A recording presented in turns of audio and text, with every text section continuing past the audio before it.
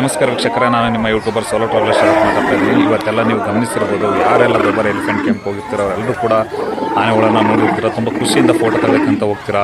ಚಿಕ್ಕ ಮಕ್ಕಳು ಇರ್ತವೆ ಮತ್ತು ನಿಮ್ಮ ಫ್ಯಾಮಿಲಿ ಜೊತೆ ಹೋಗ್ತೀರಾ. ಆದರೆ ಒಂದು ವಿಷಯ ನೆನ್ಪಿಟ್ಕೊಳ್ಳಿ, ಯಾವತ್ತೂ ಕೂಡ ಕಾವಡಿಗರ ಮತ್ತು ಮಾವುತರ ಮಾತನ್ನೇ ಕೇಳಲ್ಲ ಕೆಲವು ಟೈಮಲ್ಲಿ ಆನೆಗಳಂತಲ್ಲ, ಯಾವುದೇ ಪ್ರಾಣಿಗಳಾದರೂ ಅಷ್ಟೇ. ದಯಮಾಡಿ ಇವತ್ತು ನಡೆದಿರೋ ಒಂದು ಇನ್ಸಿಡೆಂಟ್ನ ನೋಡಿದ್ರೆ ಎಂಥವ್ರಿಗೂ ಕೂಡ ಕರಳು ಕಿತ್ತು ಬರುತ್ತೆ. ನಾನು ಕೂಡ ದುಬಾರಿ ಎಲಿಫೆಂಟ್ ಕ್ಯಾಂಪ್ಗೆ ಹೋಗಿದ್ದೀನಿ, ಆದರೆ ಈ ಥರ ಎಲ್ಲ ಫೋಟೋಗೆಲ್ಲ ಹೋಗಿಲ್ಲ. ಆದರೆ ನನಗೇನು ಬೇಜಾರಾಯಿತು ಅಂದರೆ, ನಮ್ಮ ಜನಗಳು ಯಾವತ್ತು ಇದನ್ನೆಲ್ಲ ಬಿಡ್ತಿರೋ ಅವತ್ತೇ ಉದ್ಧಾರ ಆಗೋಕ್ಕೆ ಸಾಧ್ಯ ಆಗೋದು.